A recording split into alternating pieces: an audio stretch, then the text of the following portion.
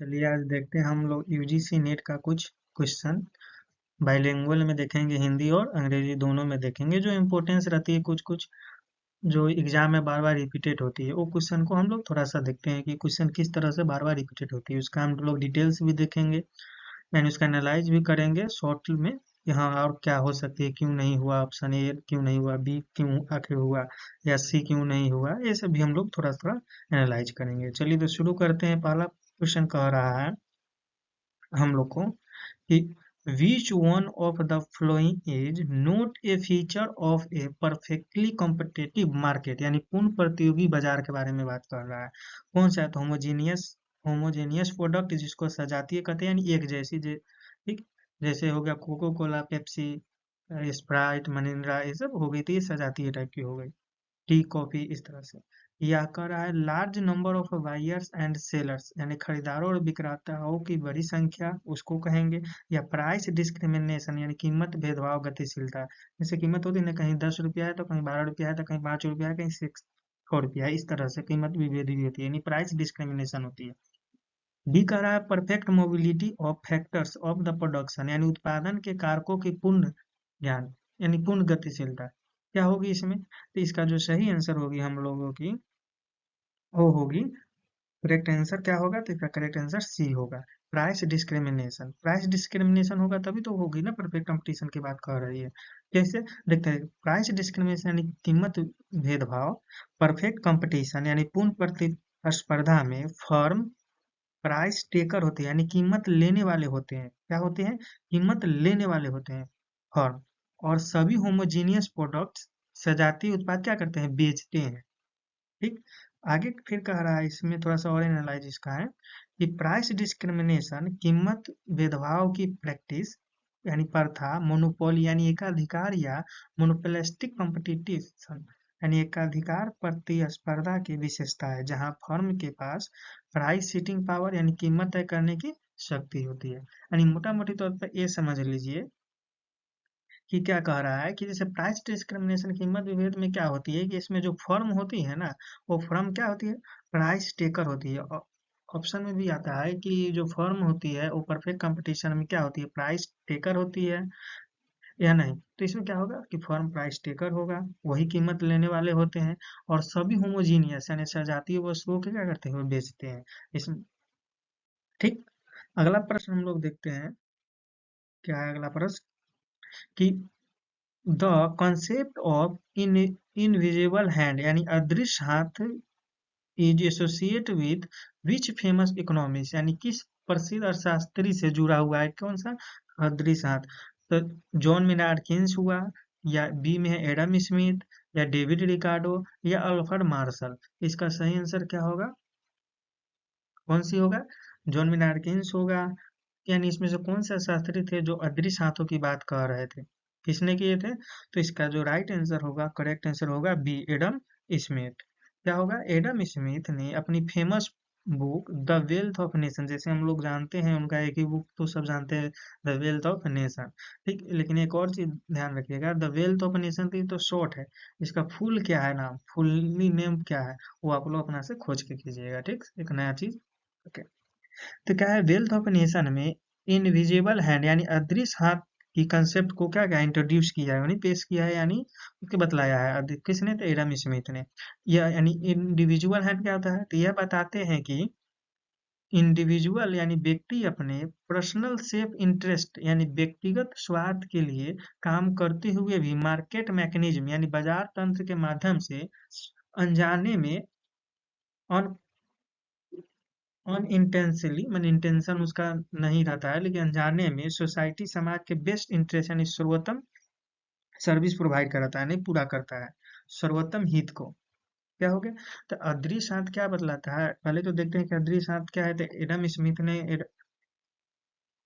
अदृश्य हाथ को एडम स्मिथ ने दिया था, पहला पॉइंट ये रखेंगे। दूसरा क्या रखेंगे कि एडम स्मिथ ने जो अदृश्य हाथ है, इनविजिबल हैंड है, वो किस में दिया था, कौन सी उनकी पुस्तक था? तो द वेल्थ ऑफ नेशन, उसमें दिया गया था। फिर आगे देखेंगे क्या आखिर इनविजिबल हैंड, अदृश्य हाथ, इसकी कंसेप्ट क्या है, ये क्या है? तो इसकी कंसेप्ट करता है कि पर्सनल सेल्फ इंटरेस्ट यानी व्यक्तिगत स्वार्थ के लिए काम करते हुए यानी जैसे मान लेते हैं हम अपने व्यक्तिगत स्वार्थ, अपना कोई ऐसा काम है जिसको स्वार्थ के लिए हम कर रहे हैं, ठीक, हमको अनजान है, मार्केट में मैकेनिज्म से अनजान है, बाजार तंत्र से हम अनजान है, ठीक, लेकिन फिर भी उसके माध्यम से क्या हो जाता है, अनजाने में हमारे सोसाइटी का क्या होता है, बेस्ट इंटरेस्ट लेते पाते हैं, सर्व कर पाते हैं, यानी सोसाइटी के हित के लिए काम कर देते हैं, कुछ इस तरह से अनजान में। इसी को कहते हैं अदृश्य, यानी कि हमको ज्ञात नहीं है कि क्या कर रहे हैं, लेकिन कुछ हो जाती है।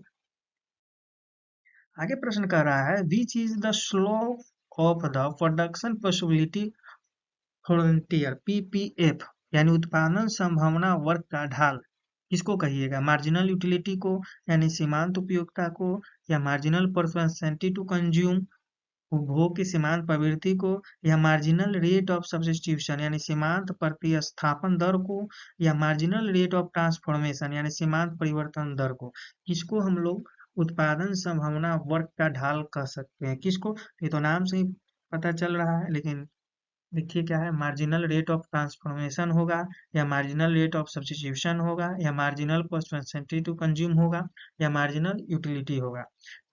इसको एमयू कहते हैं, इसको एमपीसी बोलते हैं, इसको एमआरएस बोलते हैं, मार्जिनल रेट ऑफ सब्स्टिट्यूशन, इसको एमआरटी बोलते हैं, marginal rate of transformation short में। इसका सही आंसर क्या होगा, marginal rate of transformation, option D होगा, मार्जिनल रेट ऑफ ट्रांसफॉर्मेशन। ये क्या बतलाता है, सीमांत परिवर्तन दर की पीपीएफ का स्लोप, ढलान, मार्जिनल रेट ऑफ ट्रांसफॉर्मेशन कहलाता है, यानी जो पीपीएफ का जो स्लोप होता है ना, वही मार्जिन क्या कहलाता है, एमआरटी कहलाता है, जिसे मार्जिनल अपॉर्चुनिटी कॉस्ट भी कहते हैं, एमओसी भी कहते हैं। यह बताता है कि एक कमोडिटी, यानी एक किसी वस्तु की एक एडिशनल यूनिट, यानी एक अतिरिक्त इकाई प्रोड्यूस, यानी उत्पादन करने के लिए दूसरे कमोडिटी को कितनी यूनिटी को हम लोग त्याग करते हैं, उसकी बात हो रहा है। जैसे मान लेते हैं ना कि कोई प्रोडक्ट जैसे हम लोग बना रहे हैं दो चीज, तो मान लेते हैं पेप्सी, पेप्सी और कोको कोला दोनों है, दोनों उत्पाद हम लोग कर रहे हैं, ठीक, लेकिन क्या हो रहा है कि मार्केट में हमको देख रहे हैं कि पेप्सी की डिमांड ज्यादा है, कोको कोला के कम है, तो हम क्या करेंगे कि कोको कोला को त्याग करेंगे, क्यों नहीं, वो कला के 1 यूनिट त्याग करेंगे ना, तब ना जाके हम पेप्सी एक लेंगे, क्योंकि दोनों की मार्जिनल यूटिलिटी क्या है, सेम ही है। जब सेम ही है तो क्या करेंगे, एक को त्यागना होगा या एक को लेना होगा। या हम लोग अपने छोटा सा एग्जांपल लेते हैं टी और कॉफी को, जैसे मान लेते हैं आपको टी पसंद है, हमें कॉफी पसंद है, तो या तो आप टी छोड़ सकिए, छोड़िए, छोड़ के तब कॉफी पी सकते हैं, या मैं क्या करते हैं, टी को छोड़ के कॉफी पी सकता हूँ, दोनों में से अपोजिट हो गया, यानी मुझे या कॉफी छोड़नी होगी या आपको टी छोड़नी होगी, दोनों में से छोड़नी होगी, किसी को एक को, बिना एक को त्यागे हम लोग दूसरा नहीं ले सकते, यही बतलाती है कौन सा, मार्जिनल रेट ऑफ ट्रांसफॉर्मेशन, यानी एक को त्यागने से दूसरा ही अचीव कर पाएंगे इसकी बात।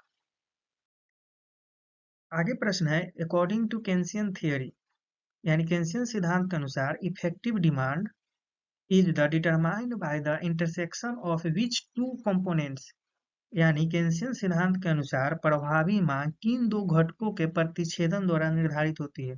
प्रतिच्छेदन यानी इंटरसेक्ट, एक दूसरे को ऐसे नहीं करती है, उसकी बात कर रही है, इंटरसेक्ट की बात कर रही है। तो ऑप्शन है एग्रीगेट डिमांड, या aggregate demand and aggregate supply, या कंजम्पशन एंड इन्वेस्टमेंट, या money supply and money demand, या गवर्नमेंट एक्सपेंडिचर। इसमें से कौन सी है जो केंसियन सिद्धांत की बात करती है, तो केंसियन सिद्धांत के बारे में हम लोग क्या करेंगे, मनी एंड सप्लाई या मंडी एंड डिमांड, इसमें से कौन सी ऑप्शन होगी ये देखते हैं। तो इसका करेक्ट जो सही आंसर होगा वो होगा हम लोग का ए, aggregate demand and aggregate supply. कैसे, एग्रीगेट डिमांड क्या होता है और एग्रीगेट क्या होती है, थोड़ा सा देखते हैं। किन्सियन के अनुसार इफेक्टिव डिमांड वह पॉइंट बिंदु है जहां aggregate demand AD curve aggregate supply AS curve को क्या करता है, इंटरसेक्ट करता है, दोनों को क्या करता है, काटता है, उसी को हम लोग कहते हैं कौन सा, एडी कर्व, यानी एग्रीगेट डिमांड और एग्रीगेट सप्लाई एक दूसरे को प्रतिच्छेद करता है।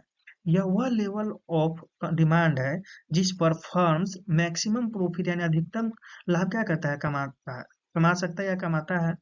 यह यह equilibrium level of output and employment level को बतलाता है। किसको बतलाता है, तो equilibrium level of output and employment को बतलाता है या निर्धारित करता है, ठीक, कौन सी, तो केंसियन थ्योरी के अनुसार aggregate demand and aggregate supply. देखिए aggregate demand and aggregate supply क्या हो गया कि जैसे मान लेते हैं कि एग्रीगेट नहीं समझ में आ रहा है, समरो मैंने जितना पूरा हम यूज कर लिए उसकी बात कर रही है, कुछ छोड़े नहीं, ठीक। आगे कह रहा है the concept off peak load pricing यानी is sorry the concept of peak load pricing is the generally used by firms operating in which type of market यानी चरम भार मूल्य निर्धारण सामान्यतः किस प्रकार के बाजार में काम करने वाली फर्म द्वारा उपयोग की जाती है, किस तरह से, तो oligopoly, perfect competition, monopolistic competition या मोनोपोली यानी अल्पाधिकार में या पूर्ण या पूर्ण प्रतिस्पर्धा में या एकाधिकार प्रतिस्पर्धा में या मोनोपोली यानी एकाधिकार में किस में करती है, तो इसका जो करेक्ट आंसर होगी the concept off peak load pricing is generally used by firm operating in which type of market की जब बात करेगी तो इसका जो करेक्ट आंसर होगा मोनोपोली यानी ऑप्शन डी होगा मोनोपोली। मोनोपोली में क्या बतलाता है कि peak load pricing price discrimination यानी कीमत भेदभाव के लिए है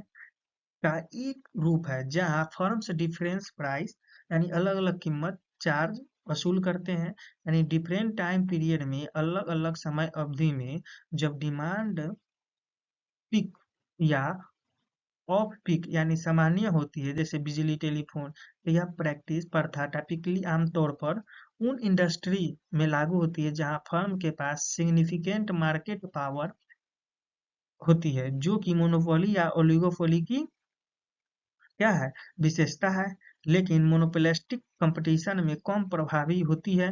मोनोपोली इसका क्लासिक एग्जाम्पल है, मोनोपोली इसका क्या है क्लासिक एग्जाम्पल है इसका, तो mono the peak load pricing का चरम भार मूल्य निर्धारण का यानी प्राइस डिस्क्रिमिनेशन की बात होगी, ठीक, पीक लोड प्राइसिंग में जाएंगे, मोनोपोली की बात होगी तो भी जाएंगे पीक लोड में। इसमें क्या होती है कि अलग अलग समय अवधि में क्या होता है कि पहले तो जाएंगे फर्म डिफरेंट प्राइस करती है यानी अलग अलग कीमत रखती है, चार्ज वसूलती है हम लोगों से।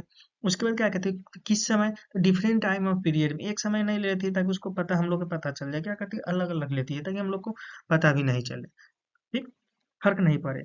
जब डिमांड उच्चतम पर होता है या सामान्य पर होता है, कम रहेगी तो करेगा नहीं क्योंकि खरीद ही नहीं रहेगा, डिमांड होगा तभी तो प्रोडक्शन होगा, प्रोडक्शन को हम लोग डिमांड करेंगे खरीदेंगे, ठीक।